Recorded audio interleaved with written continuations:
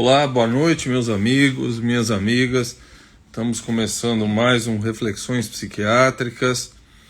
Hoje nós vamos ouvir novamente uma pessoa que esteve aqui conosco em 26 de fevereiro, o professor Guilherme Antônio Fernandes, para continuar falando de democracia. O professor Guilherme... Hoje é chazinho, hoje não tem meu esquinho, não. Professor Guilherme, que é primo da Mônica, que acabou de entrar aqui, que sempre tem parentes sensacionais e maravilhosas. Professor Guilherme conversou com a gente em 26 de fevereiro sobre democracia e hoje nós vamos continuar falando de democracia, porque nunca é demais, né? Eu agradeço muito a vocês. Helena, muito obrigado. Mônica, Joyce, agradeço muito o acompanhamento de quase um ano. Oi, Mônica, você, hein? Mara, tudo bem? Que bom, muita gente, Bia, muita gente interessada em discutir democracia e defendê-la, né? Diferente dos espetáculos deprimentes que nós vimos ontem. Rosa, boa noite. Sérgio, meu irmão, tudo bem? Mari. Padre Seron, como é que vai você, padre? Padre Seron é uma das pessoas mais queridas. Está fazendo um trabalho lindo, né, padre? A gente se fala de vez em quando e fico muito feliz de você estar aí. Guilherme entrou. Padre, depois conta para nós como é que está o trabalho que você está fazendo aí. Que eu sei que é sensacional.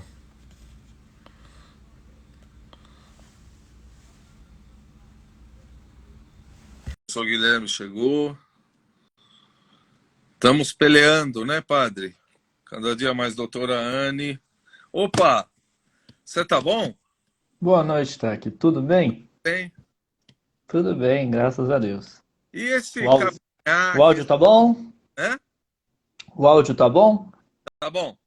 E esse cavanhaque, essa barba revolucionária lá, Solzhenitsyn, sem bigode.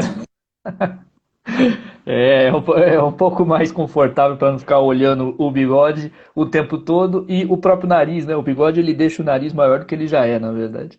Certo. Falar isso para um grego é sacanagem. Você tá com sacanagem. Guilherme, você tá bom, hein? Tudo bem, ainda bem. Tudo bem, seguindo aqui. Olha, o professor Guilherme Antônio Fernandes é professor de Direito Internacional e Direitos Humanos, né? Nós fizemos uma live com você no dia 26 de fevereiro, que foi uma live extraordinária, né? Muito elogiada. E aí a gente falou que vamos continuar falando de democracia. Voltamos aí 2 meses e pouco depois. Para quem não te conhece, Guilherme, que não viu a nossa primeira live, precisa ver, você podia falar um pouquinho da sua trajetória, da sua carreira, e mesmo quem te viu para Claro, relembrar um pouquinho a sua trajetória? claro. Primeiramente, boa noite a todos, né? É um prazer e uma alegria estar aqui novamente com você, Taki. Bom, a minha trajetória é uma trajetória acadêmica, né, profissional também como advogado, mas praticamente muito mais, né, na área acadêmica. Eu sou professor de Direito Nacional e Direitos Humanos, comecei, né, meus estudos lá na graduação em Direito, né, me graduei em Direito na USP, depois, né, continuei meus estudos com um mestrado na USP também, né, cujo foco foi simplesmente ali, né, a imigração e os direitos humanos, os aspectos voltados justamente para a questão relacionada aos direitos humanos, e depois continuei o meu doutoramento, né, fiz o meu doutorado na USP em direitos humanos também, com essa ênfase principalmente no direito internacional dos direitos humanos. Eu leciono praticamente há 10 anos direito internacional e direitos humanos e continuo meus estudos,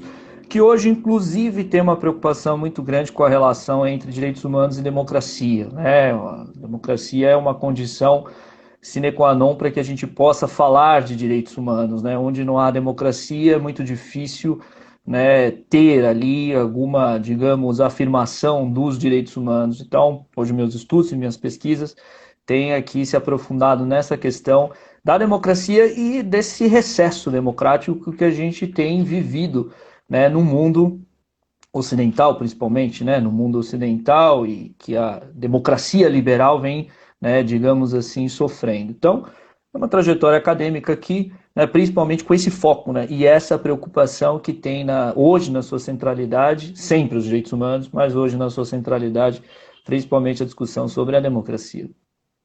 Tá. Eu, eu vou levantar um pouquinho para as pessoas verem aqui, né? Eu acho que isso mostra bem o nosso sentimento. Guilherme, você esteve aqui dia 26 de fevereiro, nós tínhamos 251 mil mortos. Nós estamos hoje com 408 mil. É mostrar que em 2 meses e pouco esse número aumentou 150 mil, mais de 150 mil pessoas. Aliás, antes disso, eu queria de público agradecer a você, porque quando eu fiz a live com o ministro, né,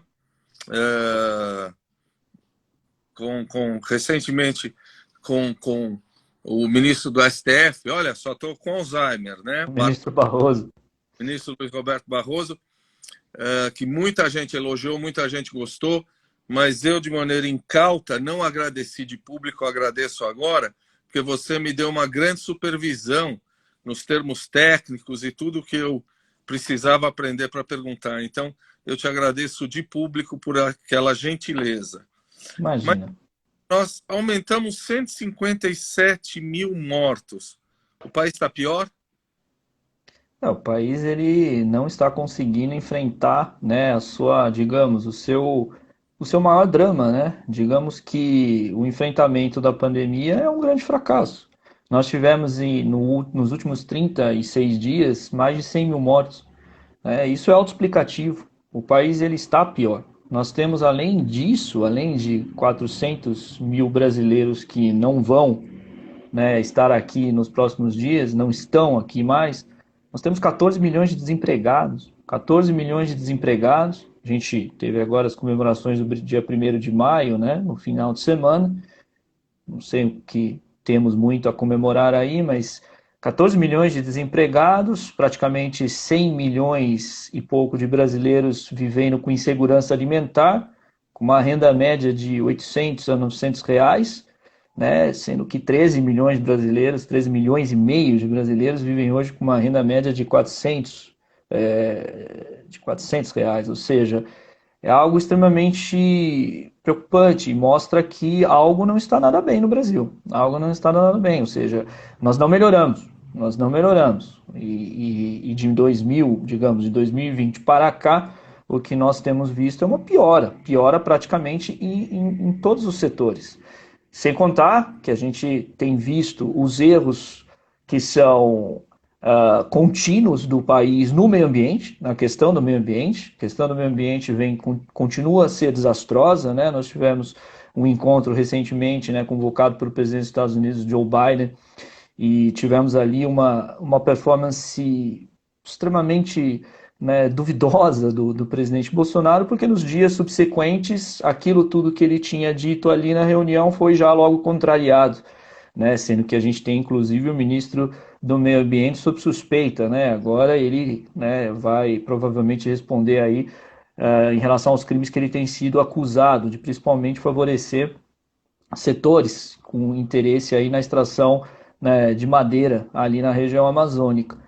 A gente está em relação ao Ministério da Educação, em relação à educação, a gente vê quase que um silêncio, né? Isso é muito curioso, porque se a gente teve um ministro da Educação que falava muito, agora nós temos um ministro da Educação extremamente silencioso, discreto. Talvez o governo tenha optado por mudar, né, a sua abordagem, ao invés de falar muito e não falar nada e continuar não fazendo, né? Porque simplesmente a gente não vê nenhuma proposta, né? E fora isso, né, a gente viu agora uma coisa que é assombrosa, que para mim como pesquisador, para todos que são pesquisadores e para a gente poder discutir o país com políticas públicas no futuro, é muito grave, que é a questão do censo, né? A gente não vai ter censo.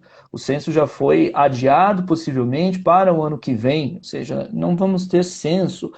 Como a gente vai entender em que pé que o país está, como que a gente vai entender em que situação nós estamos, é extremamente grave. Então, se a gente soma tudo isso que eu estou dizendo aqui, e como se fosse um resumo da ópera aqui, não dá para afirmar que nós estamos melhores. Não dá.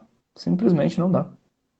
A Adriana Caetano, nossa ouvinte aqui, olha, ouvinte é coisa de rádio, né? Mas a Adriana, que é a nossa amiga aqui, que é uma auditora muito, muito conhecida, está falando que são 14,4 milhões de brasileiros desempregados. As Exatamente. pessoas acham, Guilherme, às vezes que censo é só para saber qual o número de brasileiros que tem, quantos milhões de brasileiros tem, quantos brancos, pardos tem. Não é isso, né? Não ter o censo é não saber onde é que a gente vai investir as nossas políticas, não é isso? Não ter o senso é não entender o país que nós temos, né? Não entender quais são os nossos problemas e nós temos sempre que pensar que para se desenvolver uma política pública efetiva, ela precisa partir da compreensão fática da situação. E se nós não temos o senso, nós não temos a possibilidade de compreender os fatos. E se nós não podemos compreender os fatos, nós não temos como buscar soluções para os problemas. A falta do senso é muito grave, porque simplesmente a gente prejudica não só a pesquisa, não só, né, a própria produção de ciência do país. Pesquisadores precisam de dados sobre os quais nós vamos nos debruçar e refletir. Ao mesmo tempo, a gente prejudica toda a política pública que pode ser feita desde a esfera municipal, desde a esfera estadual e a esfera federal. Ou seja, é muito grave. O censo é uma radiografia. É como se a gente imaginasse, tá, que fazendo aqui uma analogia que parece boba, mas faz sentido. É como se a gente fosse tratar, né, um doente sem poder fazer uma radiografia. Vamos imaginar que um doente que está com problemas respiratórios, sem poder fazer uma radiografia do pulmão dele. Ou seja, a gente vai ali tentar na sorte. Vamos tentar na sorte e justamente ali naquilo que funcionar ou não funcionar. É muito grave. Isso é muito grave. Eu vou fazer uma brincadeira com você, que você falou o seguinte, que o discurso do nosso nefasto aí foi duvidoso. O meu amigo Crisóstomo aqui, olha, Crisóstomo está dizendo que o discurso dele é mentiroso. Mas foi ele que falou, porque nem eu nem você queremos ser enquadrados na Lei de Segurança Nacional, não é isso? É gloriosa lei. Segurança Nacional agora que ameaça a todos, pouco importa a crítica construtiva, não construtiva, essa lei continua sendo uma lei da mordaça, não é? Essa lei, ela é um problema muito sério e a utilização dela atualmente me preocupa muito e vejo, inclusive, como algo muito grave para a saúde e futuro da nossa democracia. Essa lei ela tem um espírito autoritário. Ela foi feita no regime militar para proteger o governo autoritário militar. Ela tem duas partes, tá? Que ela tem uma parte que é uma espécie de defesa pessoal dos governantes e uma parte que é uma espécie de defesa das instituições do Estado. O que o ministro Alexandre de Moraes tem utilizado bastante é essa segunda parte, como se então ele dissesse, essa primeira parte que é voltada para a defesa dos agentes do Estado, essa deixa de lado. Agora, essa parte sobre a defesa das instituições a gente começa a usar, que foi o enquadramento que ele utilizou para, né, mandar prender o deputado, né, bastante troglodita, digamos assim, Daniel Silveira. Se a gente para pensar, e claro, percebe que o deputado Daniel Silveira extrapolou muito mais do que ele podia, e foi sim, né, ali, teve sim condutas criminosas, principalmente em relação a crimes contra a honra, né, que são tipificados no Código Penal, inclusive, a gente analisa uma coisa. Mas quando a gente pega e analisa a utilização da Lei de Segurança Nacional pelo ministro Alexandre de Moraes, aí nós temos um fato perigoso. Porque se abre a porta para justamente a gente ver, por exemplo, né? O Boulos, recentemente, sendo chamado para prestar depoimentos na Polícia Federal. O Felipe Neto, né, o youtuber, também sendo chamado para prestar depoimentos na Polícia Federal. Você abre uma porta muito perigosa. Você abre uma porta de que justamente, então, vamos enquadrar todos que simplesmente se manifestarem de uma forma que eu não gosto. E ali enquadrar numa espécie de, digamos, lei extremamente genérica, dizendo que tudo que ele falou atenta contra, né, as instituições ou contra, utilizando a primeira parte da lei, ou contra os agentes do Estado, ou contra os próprios governantes. Essa lei ela já tinha que ter sido abolida há muito tempo, já tinha que ter sido revogada. Aliás, essa lei, no meu entendimento, ela é inconstitucional do início ao fim. Ela não foi recebida pela Constituição. Então me preocupa muito quando o Supremo Tribunal Federal, não todo o Supremo Tribunal Federal, mas alguns ministros, como no caso o ministro Alexandre de Moraes, utiliza essa lei para justificar a prisão, mesmo que seja do deputado Daniel Silveira, mesmo com os absurdos que ele cometeu, é uma justificativa perigosa. Abre-se uma porta perigosa, como justamente nós vimos. E aí você vai chamar todo mundo ali para depor, e a gente tem visto o ministro da Justiça fazendo requerimentos de investigação contra pessoas que simplesmente tuitaram contra o governo, contra perseguições contra os professores, né? A gente viu, aliás, inclusive isso, né? Perseguição contra professores que falaram, né? Que fizeram críticas ao governo, e tudo você enquadra na Lei de Segurança Nacional. A Lei de Segurança Nacional, ela precisa ser revogada. Ela precisa ser expressamente revogada para que não se justifique mais, né, a sua utilização. É muito perigosa essa porta que o Alexandre de Moraes, o ministro Alexandre de Moraes, abriu. Mas eu vejo, assim, uma diferença entre o Daniel, acho que foi o Lewandowski que perguntou, Daniel o quê? Ou foi o Fux, né? O Fux. Daniel quem? E outras pessoas que estão sendo enquadradas, me parece que muito mais por uma acusação de ofensa pessoal, não é? Esse cara realmente ele invocou o AI-5, ele invocou um monte de coisa. Qual é o outro mecanismo, então, para fazer um boquirroto desses pagar por esse tipo de discurso? Tira a Lei de Segurança Nacional, ele pode ser enquadrado numa outra lei. Como é que se lida com um negócio desse? Que não é democracia, o que ele fala não é democracia, né? Não, não é.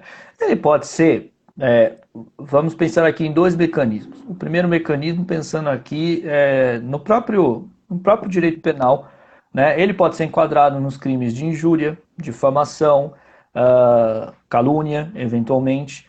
E a gente pode pensar também, e claro, ele pode ser enquadrado no crime de ameaça também. Ele pode, dependendo do ato dele, dependendo do que ele eventualmente ali se expressar, o crime de ameaça.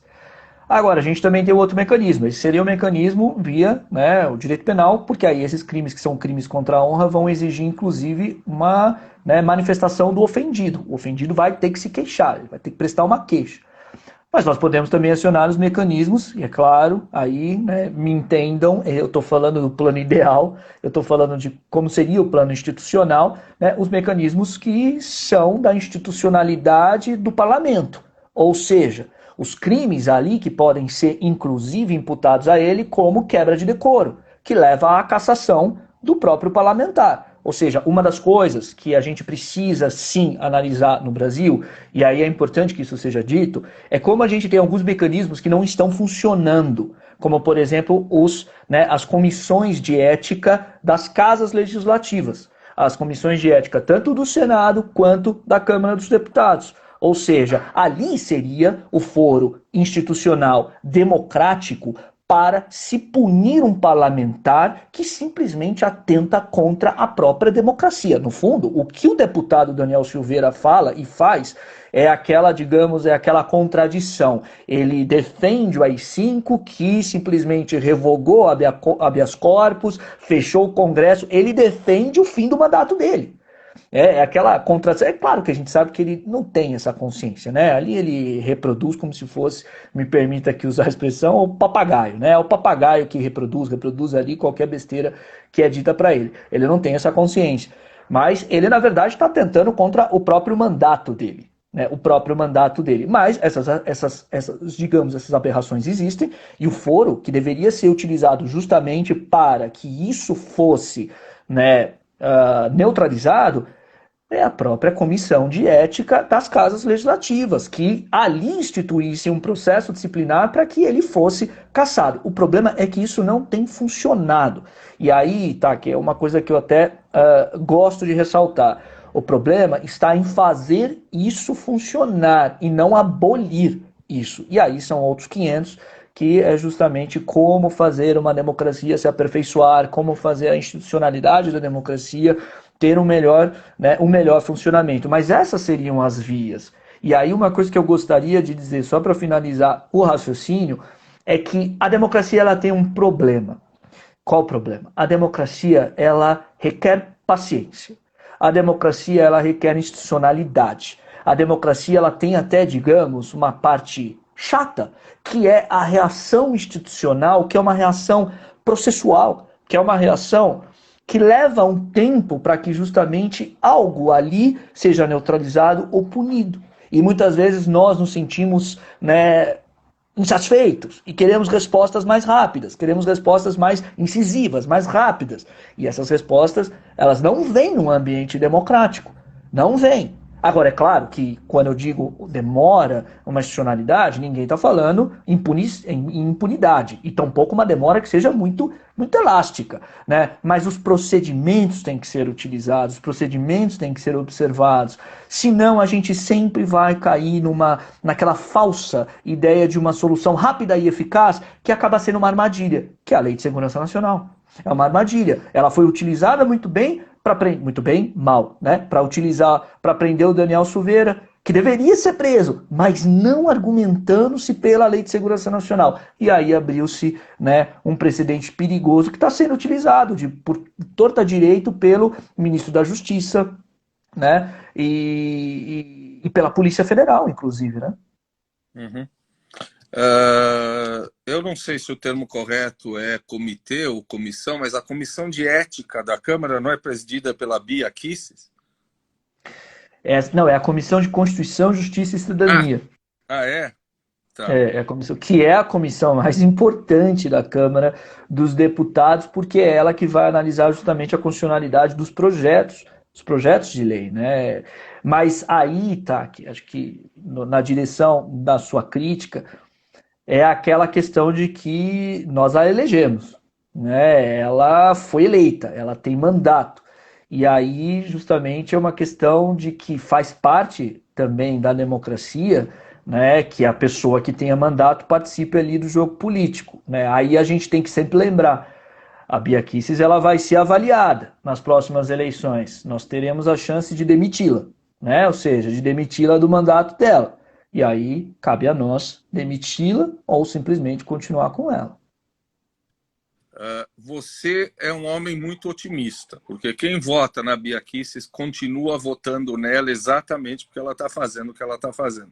Agora, deixa eu te perguntar, tá bom, o Daniel, o tal, pode ser julgado pela Câmara, pelos seus pares, porque está falando de AI-5, mas eu posso sair na rua como milhares de imbecis saíram às ruas do Brasil esse final de semana aí, pedindo intervenção militar, volta AI-5. Isso pode fazer? Isso depende de como vai ser a sua manifestação, mas eu vou dar uma resposta no seguinte sentido. Antes de responder diretamente a sua pergunta, com uma pequena introdução que é a seguinte, né? A democracia ela carrega em si a sua própria destruição, né? A democracia ela carrega em si a sua própria possibilidade de autodestruição, porque a democracia ela permite e ela exige que seja, né, exercida a liberdade de expressão, a liberdade de opinião e a tolerância. Então, nesse sentido, a democracia ela eu sempre gosto de pontuar isso. A democracia ela é um eterno e permanente processo de construção. Não existe uma democracia acabada, não existe uma democracia perfeita. Se existisse, a gente estaria simplesmente aqui também buscando a ideia de que existe a possibilidade do ser humano se relacionar perfeitamente de uma maneira perfeita e o ser humano sendo ele propriamente perfeito em todas as suas decisões. Isso não existe.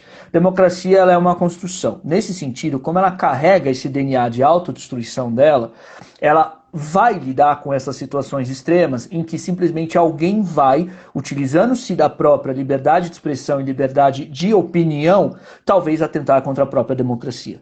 E aí, nesse sentido, a democracia, ela, quando forte, quando robusta, ela vai dar as respostas institucionais para neutralizar estas situações. Quando ela, já enfraquecida, já esgarçada, estiver diante disso, a tendência é que ela não consiga mais responder e ela vai, então, tendendo a se, digamos, a se destruir e aí descambar para o próprio autoritarismo. Por isso que nós temos muito falado, justamente atualmente, de que as democracias, elas não acabam mais com tanques de guerra, com golpes militares, as democracias elas acabam por essa erosão institucional, ou seja, por esse contínuo esgarçamento das instituições que, de repente, não conseguem mais responder, não conseguem mais segurar os arroubos autoritários.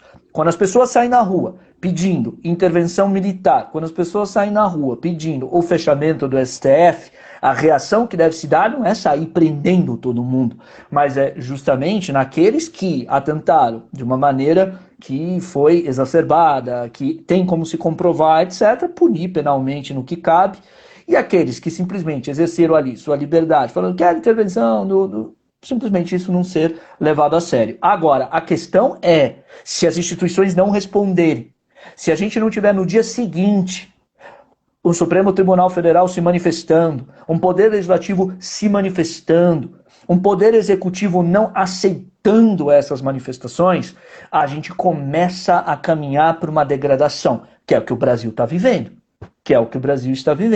Então, eu quero dizer o seguinte, a situação, quando a gente tem uma manifestação desse tipo no Brasil e que envolve um número considerável de pessoas, isso é um sinal mais do que amarelo. Isso é um sinal perigosíssimo de que nós estamos indo para um caminho perigoso. Porque a gente percebe que parte da estrutura do Estado Democrático de Direito, a gente não pode nunca esquecer, o Estado Democrático de Direito ele é formado pelo Poder Judiciário, pelo Poder Legislativo e pelo Poder Executivo, mas parte deste Estado já não mais responde como deveria responder. O que nós temos visto é um apoio, principalmente do Poder Executivo, a isso. E isso é muito perigoso. Então, tá, o que eu quero te dizer?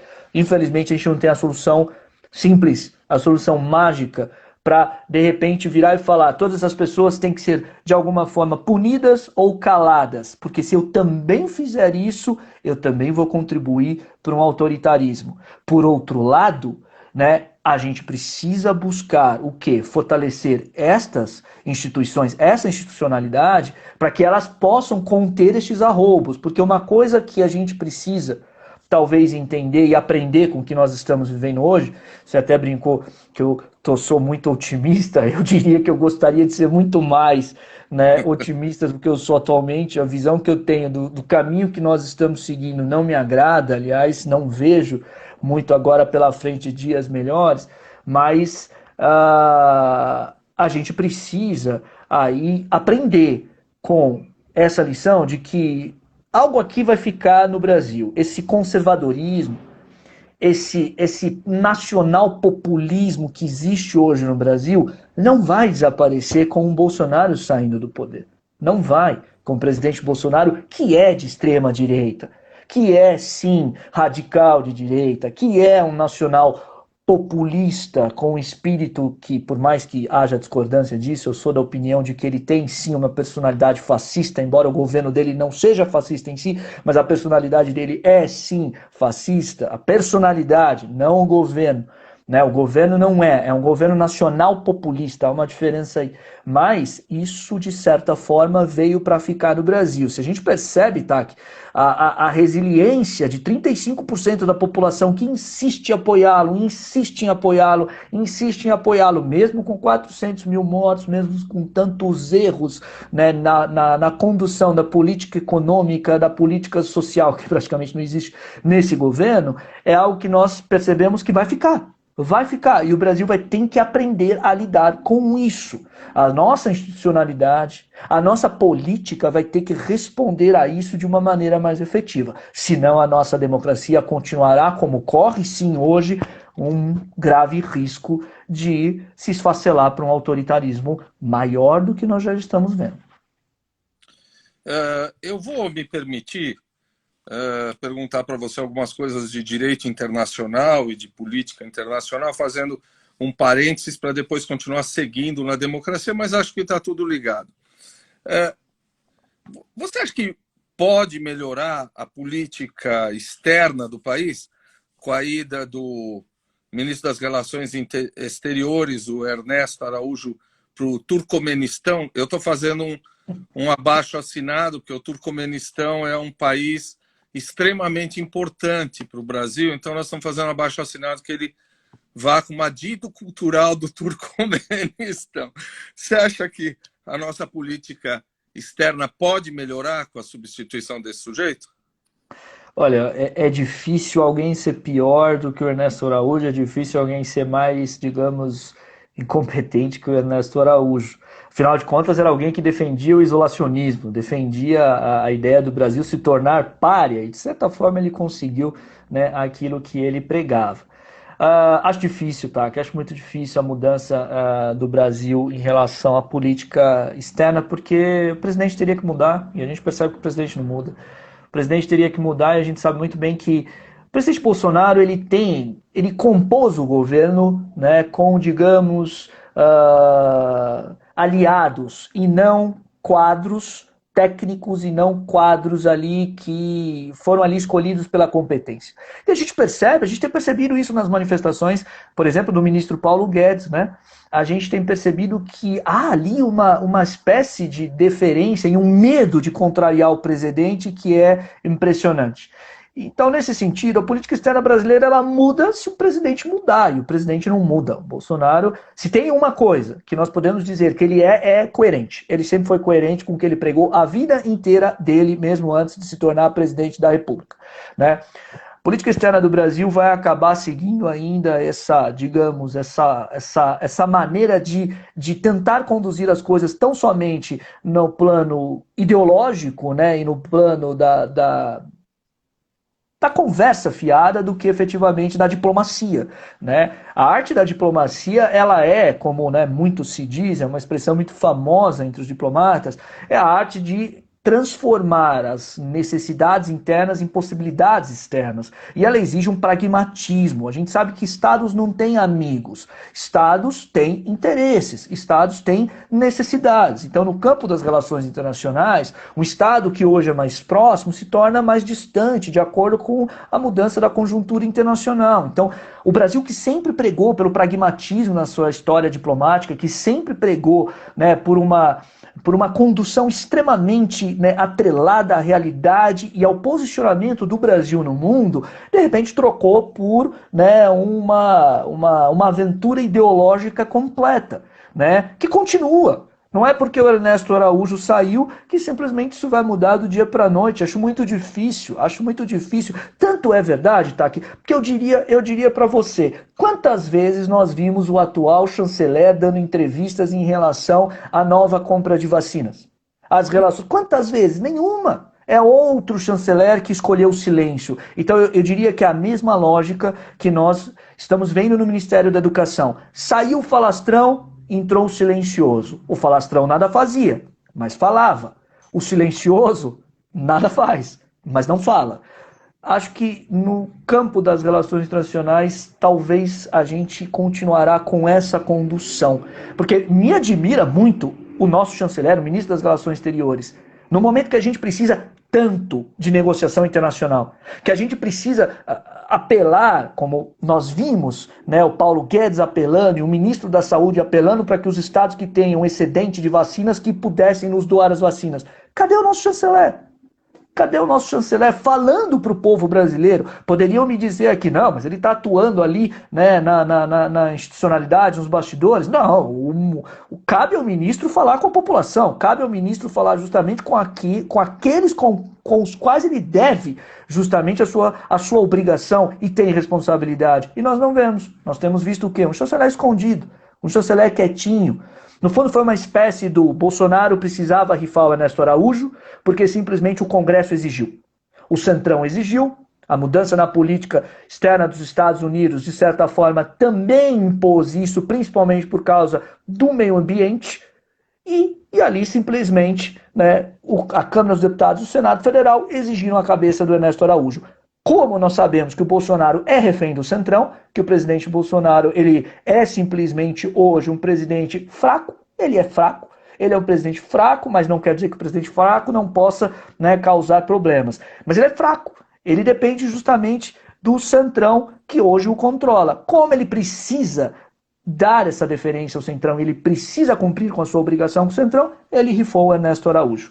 Então, não me parece que a gente vai ter uma mudança na política externa brasileira tão cedo, não. Aliás, nós continuamos aliados de países como a Arábia Saudita e continuamos com, principalmente no campo dos direitos humanos, um posicionamento com países, né, que se tem uma coisa que não se pode dizer é que são grandes cumpridores de direitos humanos, como a Arábia Saudita. Uhum. Engraçado, você falou algo que me fez pensar. Sai o Weintraub, né, o antigo ministro da Educação, e entra um cara que você acabou de dizer, que é um cara quietinho. Né?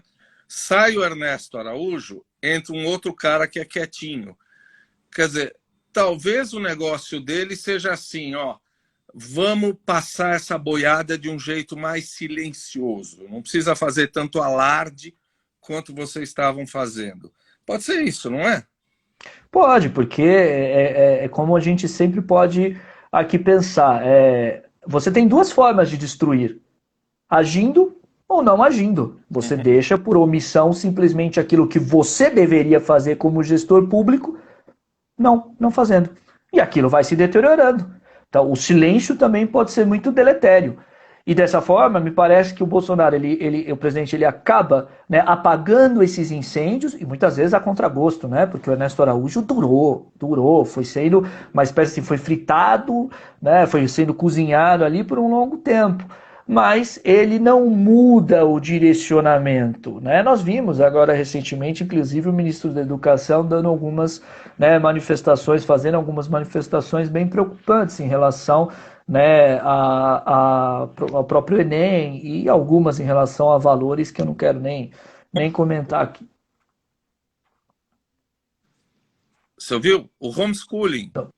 Isso, ou seja, é algo tão desconecto, tão fora da realidade, né? A gente falou aqui, agora há pouco na introdução, nós temos, né, um país com 14 milhões de desempregados, 100 milhões que vivem em segurança alimentar. Nós já estamos vendo, a ONU inclusive fez um relatório muito preocupante, o que ela chama, né, de geração da tragédia, em relação ao impacto da pandemia nas crianças que ficam sem um acesso à escola, sem educação, o quanto isso vai prejudicar o aprendizado e o próprio desenvolvimento, né, futuro dessa geração. E a gente tem o ministro da Educação que vai falar em homeschooling, né? É um negócio um pouco surreal, para falar a verdade. E a gente tem que lembrar que essas crianças, muitas delas, vão para a escola também para comer, né? Exatamente. Vão para a escola para ter pelo menos ali, né, 2 refeições durante o dia. Uhum. Outra coisa, eu imagino que todos nós, né, torcemos desesperadamente pelo Biden, né?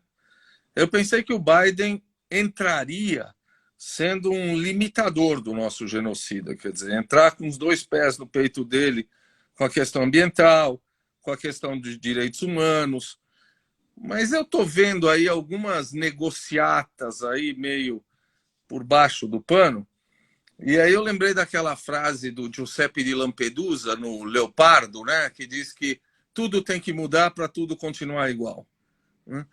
É, é isso, quer dizer, a gente esperava demais do presidente dos Estados Unidos.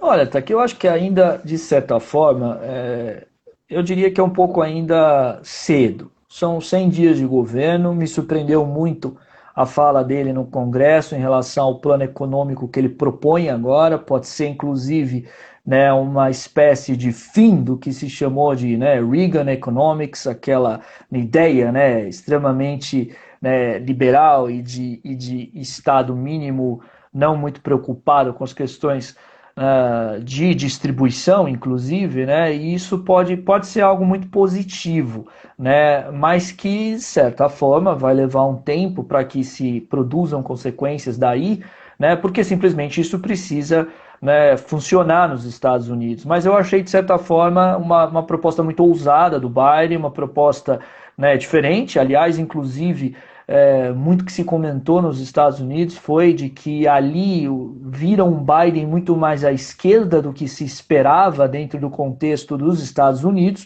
na sua proposta econômica. Então, isso pode ter um impacto no mundo e pode ter um impacto, né, na gente aqui no Brasil, nessa política extremamente desastrosa proposta, por exemplo, pelo ministro da Economia, o Paulo Guedes, que é uma política de retórica e, na verdade, um outro não fazer, né? Mas em termos assim, de, digamos, de enquadramento do presidente Bolsonaro aqui no Brasil, eu vejo que o Biden tem se manifestado de uma forma interessante. Né? Ele tem, de certa forma, naquilo que é ainda muito diplomático e, de certa maneira, até, digamos, sutil, né? Não dando muita atenção e palanque para líderes que são considerados, né, mais autoritários, tal como o Erdogan, tal, aliás, o Erdogan ele, inclusive deixou bem bravo agora recentemente, e tal como, né, o próprio presidente Bolsonaro, né? A gente viu aquela sutileza dele se retirar da sala no encontro, né, ali sobre o meio ambiente enquanto o Bolsonaro falava, né? Então, de certa forma, eu vejo que não se podia esperar que ele tivesse uma atitude mais enérgica e direta. Isso causaria um mal-estar diplomático, né? Por outro lado, vejo que há sim possibilidades de um impacto mais a longo prazo dessa política do Biden em relação a estes líderes muito mais próximos, né, do que era o Donald Trump. Né, com essa, digamos, com essa política econômica extremamente conservadora e ao mesmo tempo, né, digamos, esse conservadorismo em relação, né, a temas de direitos humanos. Mas aí eu acho que a gente tem que esperar um pouco mais, tá? Que acho que ainda é muito cedo. E sempre lembrando que o presidente dos Estados Unidos, ele é presidente dos Estados Unidos. Ele vai olhar os interesses dos Estados Unidos primeiro. Né? Ele não é um salvador, né, do mundo, ele não é um grande, né, digamos assim, humanista. Ele é presidente dos Estados Unidos e ele vai ali, né, de certa forma, atender os interesses dos Estados Unidos. É muito interessante ver que quando ele fala, né, ele falou, né, America's back, né, trocamos o Make America Great Again por America's back. Quer dizer, ele vai buscar no século XXI, mais uma vez, a preponderância e o protagonismo dos Estados Unidos, escolhendo como rivais, principalmente a China, o seu rival econômico, e sempre ali tendo a preocupação na questão geopolítica com a Rússia. Então, nesse sentido, temos vários Bidens. O Biden, que de certa forma vai olhar para a América do Sul de uma maneira, e o Biden que vai olhar para o planeta de outra maneira, mas sempre olhando com as cores, né, vermelho e azuis atrás dos olhos dele, né? Ou seja, sempre ali pensando nos interesses norte-americanos primeiro. Parodiando o seu xará, o Guilherme, ou a Rita Von Hunt, né? Você falou do Erdoganzinho, né? Do Erdoganzinho. E eu queria te perguntar, aliás, eu como grego, fiquei felicíssimo, porque também a história dos gregos passaram por vários genocídios na mão dos turcos. Eu fiquei muito feliz que o Biden, depois de muitos anos, reconheceu o que ocorreu na Turquia, que é o genocídio de 1,5 milhão de armênios, que a Turquia continua negando. A negação por parte da Turquia, claro que tem uma questão histórica, etc., mas não tem uma questão também de reparação econômica? Quer dizer, se eu admito que houve um genocídio, eu tenho que fazer reparação econômica, tem um monte de coisas a ser feito? Sem dúvida. Se a Turquia admitir, e não acredito que ela fará, né, nem hoje, nem nas próximas décadas. Se a Turquia admitir que houve um genocídio, cabe sim, né, às vítimas do genocídio uma indenização por parte do Estado turco. Pelo menos onde nós tivemos situações semelhantes, foi assim que, né, acabou acontecendo. E a gente tem que pensar que ali também é uma situação extremamente complicada, porque é como nós sempre falamos, tá, que um genocídio ele só acaba quando ele é reconhecido. Né? Um dos grandes elementos do genocídio é a negação.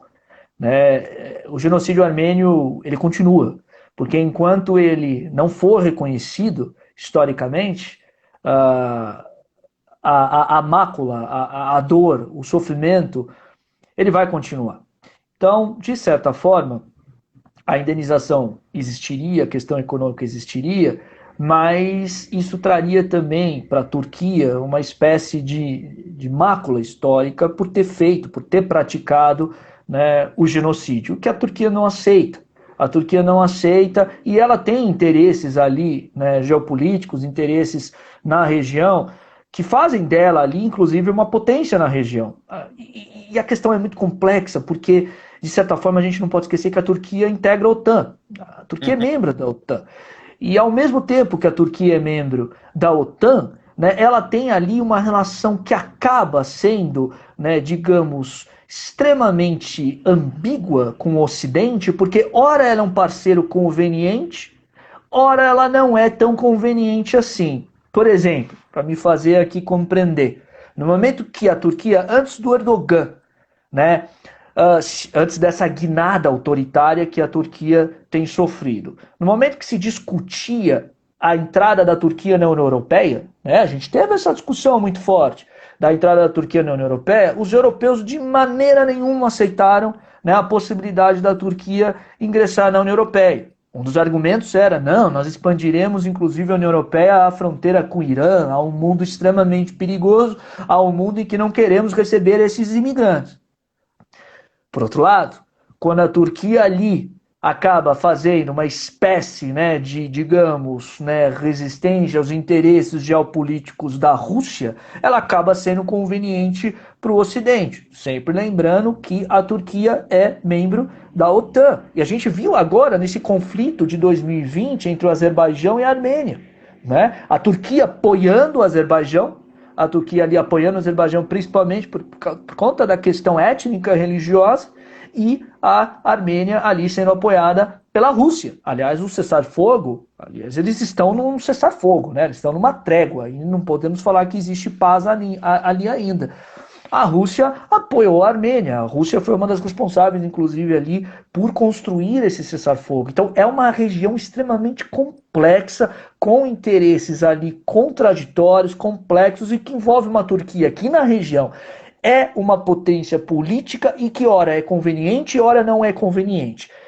A atitude do presidente Biden foi muito interessante, porque de certa forma o presidente Biden, ele, né, na sua própria campanha, tinha já dito que iria reconhecer o genocídio armênio. Ou seja, não foi assim uma surpresa total. Ele já tinha dito que reconheceria o genocídio armênio, principalmente ali na campanha dele contra o Trump, o trumpismo e associados, digamos assim, aqueles líderes que se associavam a uma ideia autoritária de mundo como Viktor Orbán na Hungria, Erdogan na Turquia, Matteo Salvini na Itália, o próprio premier, né, que teve uma mudança por causa, né, do Covid, mas o Boris Johnson no Reino Unido, ou seja, o Biden, ele sabe que ele desagradou o Erdogan, mas ele sabe que, de certa forma, a Turquia não vai dar as costas para os Estados Unidos e a Turquia também está na OTAN. Então, é uma relação muito ambígua, muito complexa, muito contraditória. O triste de tudo isso é que aquelas vítimas do genocídio continuam vítimas, continuam pagando até hoje o preço, né, de uma morte sem culpa alguma, de terem sido punidos por nada terem feito, mas por simplesmente serem armênios, né? E isso, é claro, é muito triste, né? É o grande primeiro genocídio do século XX que ainda continua em aberto, que demonstra para a gente, né, como a história é violenta e como as relações humanas são carregadas de muita violência, infelizmente. O Matteo Salvini é o cara da Lega Lombarda, é o cara que quer a independência do norte da Itália, não é isso, Matteo Salvini? O Matteo Salvini foi. Hoje ele está mais enfraquecido, né? Nós tivemos uma reação na Itália, mas ele foi aquele, né, que conseguiu chegar ali a premier na Itália e simplesmente estava dando uma guinada autoritária, né, na Itália, junto com o movimento, me foge a cabeça agora, mas se não me engano, o movimento I5, não me lembro agora, é o Cinco Estrelas, o movimento Cinco Estrelas, mas que depois já houve toda uma reorganização política na Itália em relação a isso. O Matteo Salvini hoje ele perdeu muito da sua força. Aliás, é muito interessante você ter levantado isso, Taki, porque é curioso a gente pensar que esse fenômeno que estamos vivendo no Brasil de recesso democrático é maior do que a gente imagina em relação ao mundo. Não é um fenômeno só brasileiro, tem coisas mais complexas por detrás. Não é fenômeno só nos Estados Unidos. Nós tivemos na Europa vários destas figuras. A gente não pode esquecer do Salvini na Itália, da Marine Le Pen na França, que quase venceu eleições.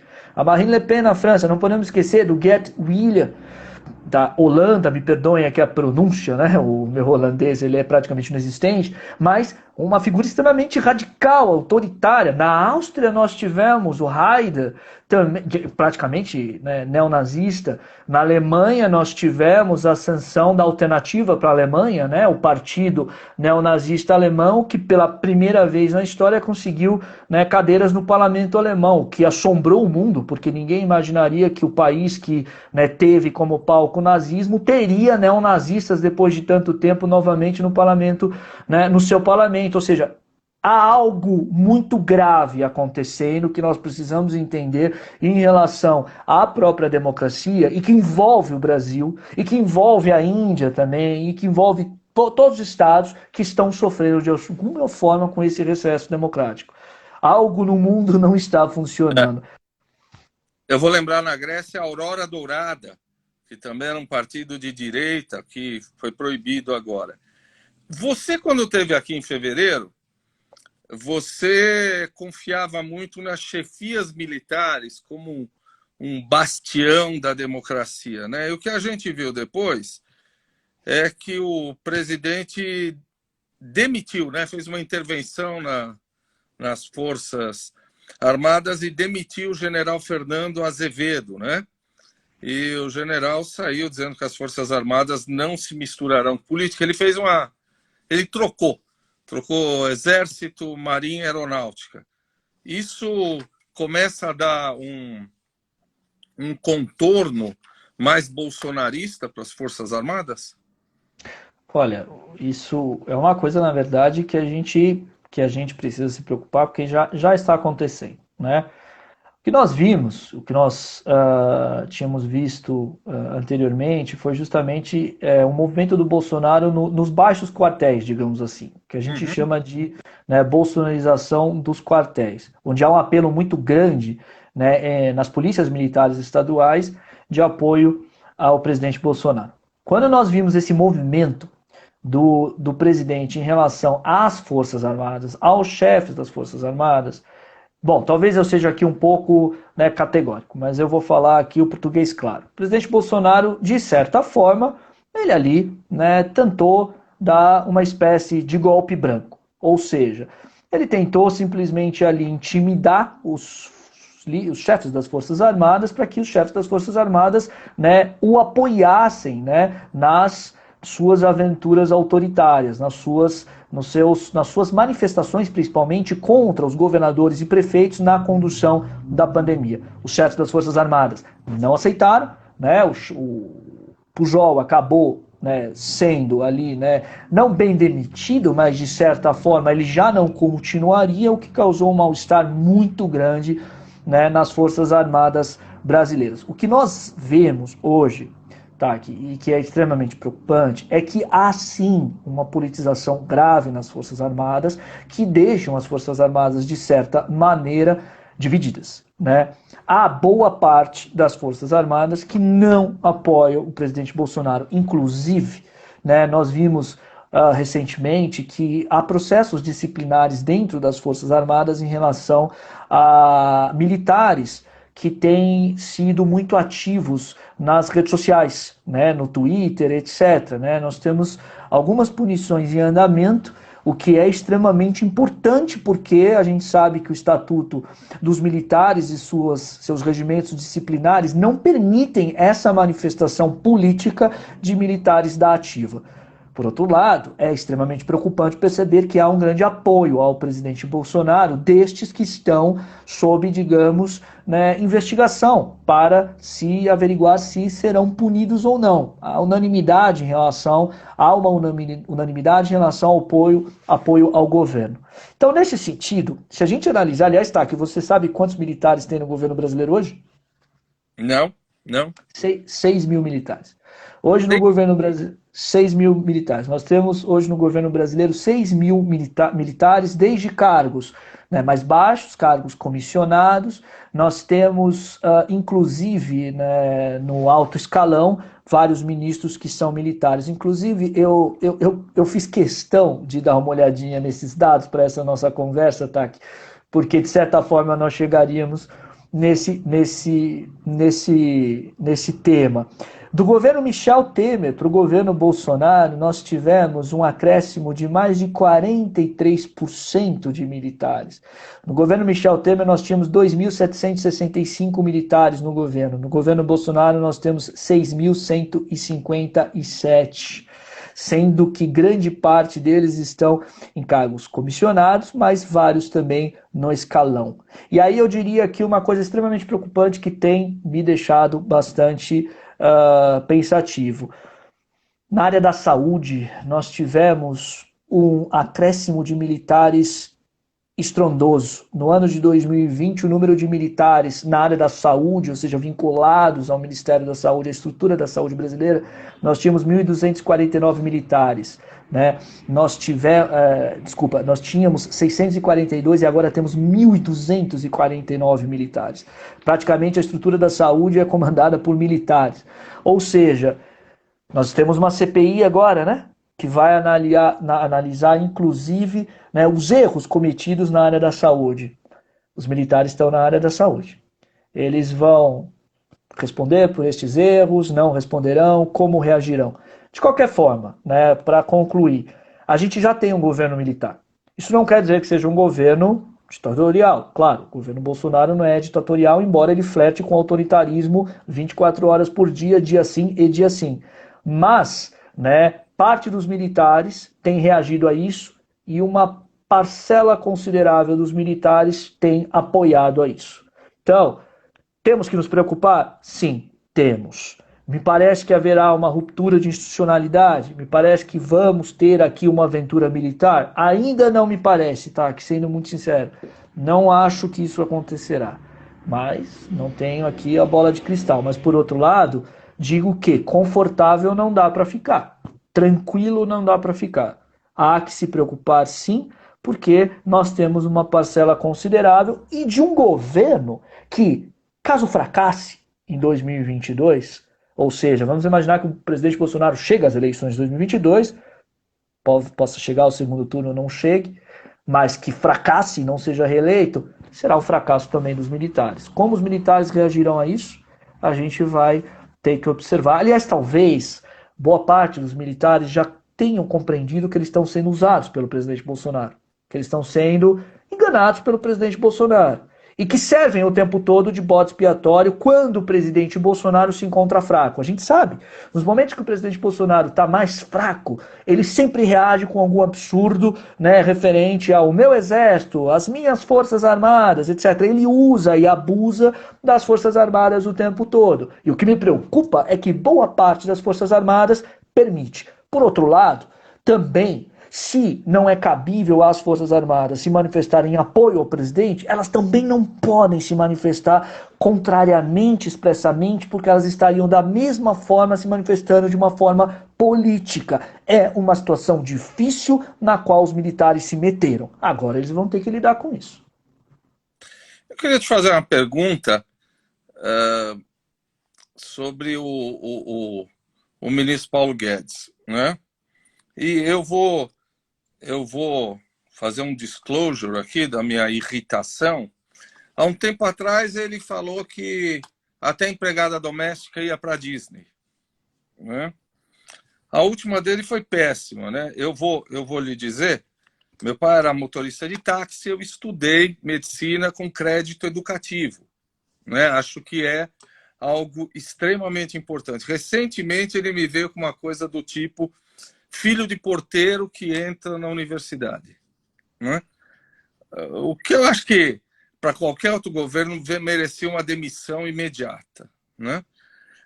Que espécie de política econômica é essa que a gente está vivendo? É uma política econômica claramente não democrática, né? A partir dessas declarações. O que você acha da política econômica do ministro Paulo Guedes? Eu acho que ela não existe, né? Eu acho que é um outro falastrão que simplesmente não fez absolutamente nada do que prometeu e que fala e mostra o que ele realmente pensa sobre o país, né? E mostra o que ele realmente pensa sobre a sociedade brasileira.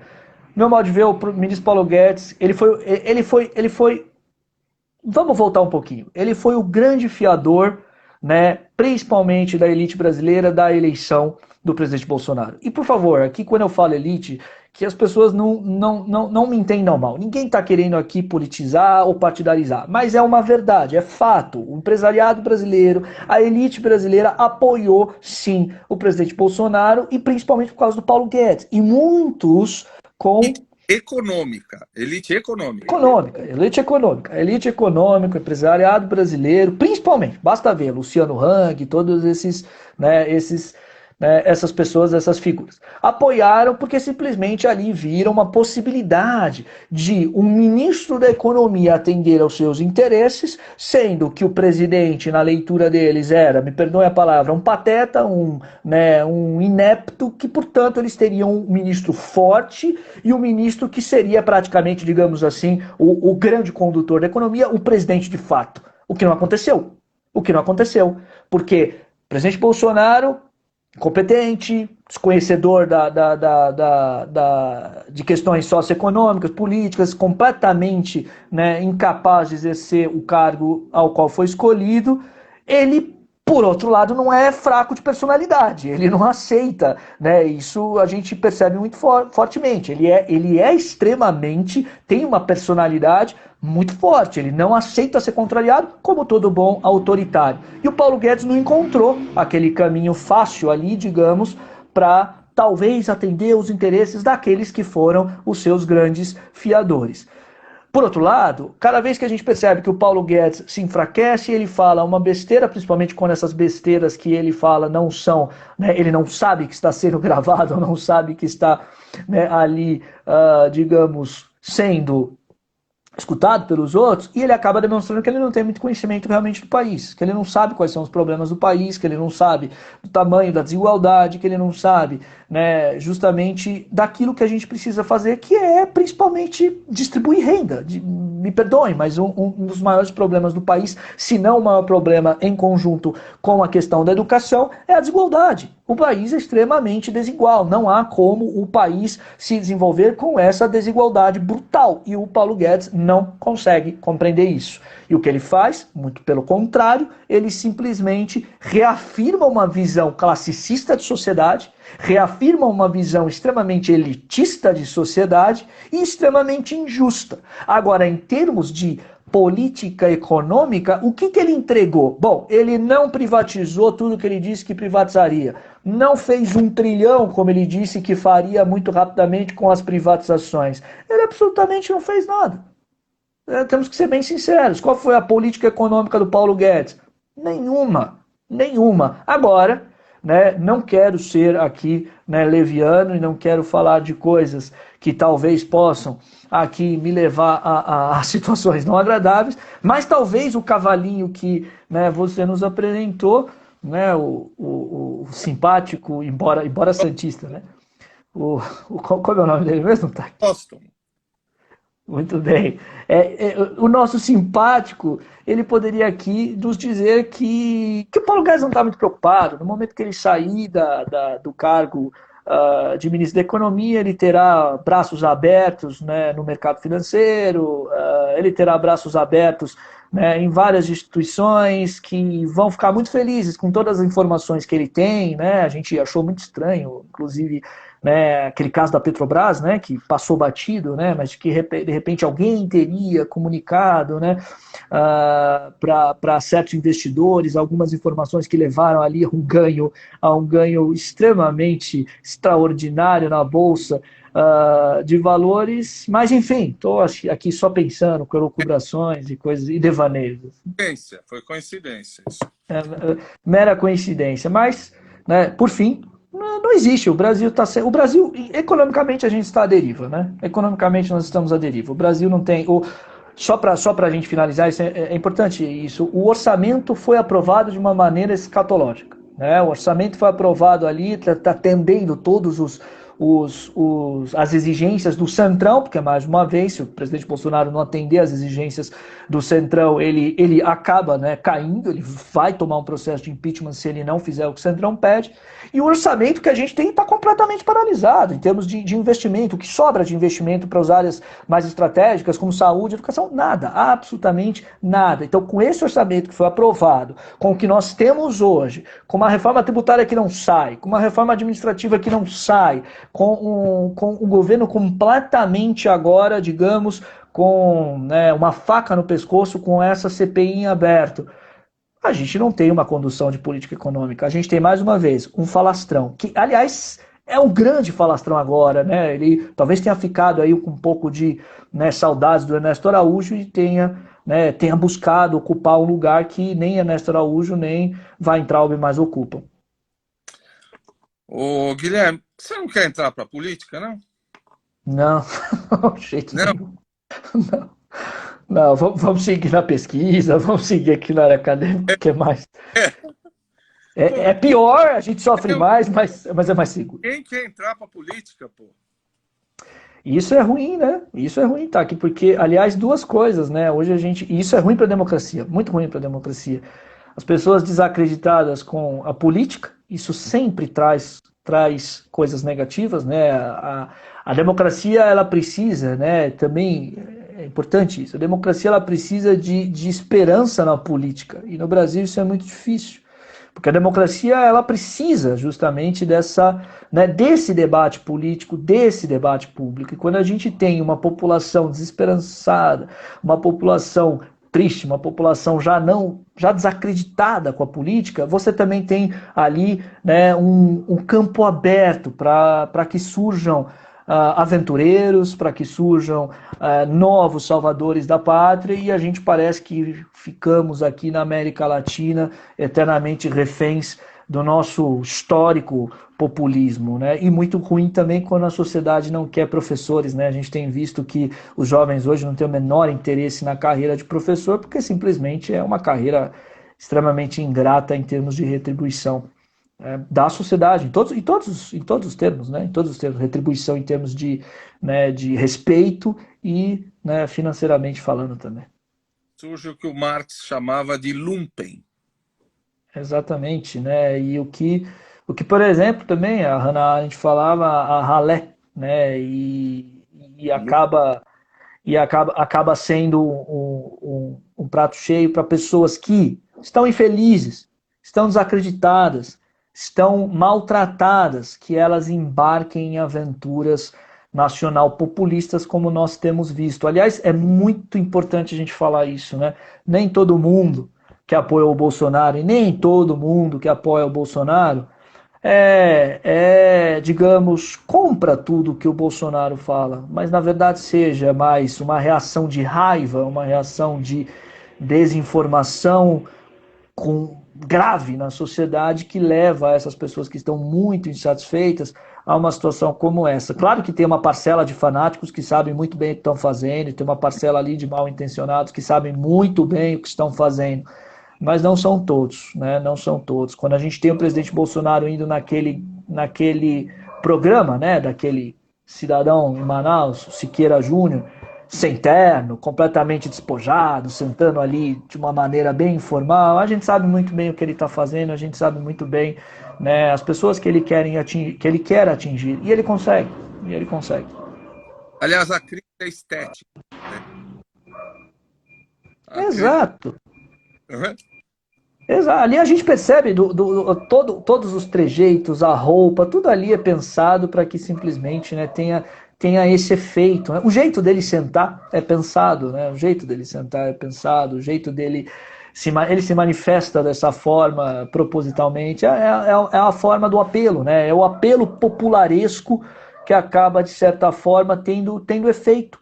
Tendo efeito. E muitos surfam nisso, ganham dinheiro nisso, né? A gente não pode deixar de pensar. A audiência do cidadão foi alta, né? Então... Guilherme, olha, nós passamos 10 minutos do meu combinado com você, fizemos 1h10 de live.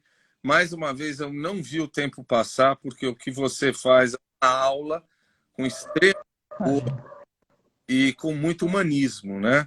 Eu fico novamente muito agradecido. Eu acho que a gente podia combinar o seguinte: daqui a algum tempo, a gente volta para fazer um novo balanço do que aconteceu com a democracia brasileira. O que você acha?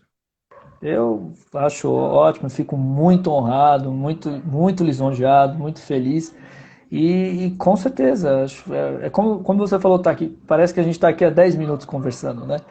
E para mim é uma honra, só que eu espero que a gente traga notícias melhores, que a gente faça um balanço mais positivo, que a gente tenha, né, um pouquinho menos aqui de, digamos, tantas preocupações com a nossa democracia como nós temos hoje, né? E eu também gostaria, assim, de falar muito rapidamente, tá, que a gente não pode aceitar e normalizar de maneira nenhuma, né, a perda de tantas vidas, tantas histórias, né? Hoje eu vi uma reportagem que me assustou demais, de que a cada 4 brasileiros, né, 3 pelo menos perderam alguém para a Covid. É uma situação que a gente está chegando que é uma das maiores tragédias da nossa história, se não a maior. A gente precisa,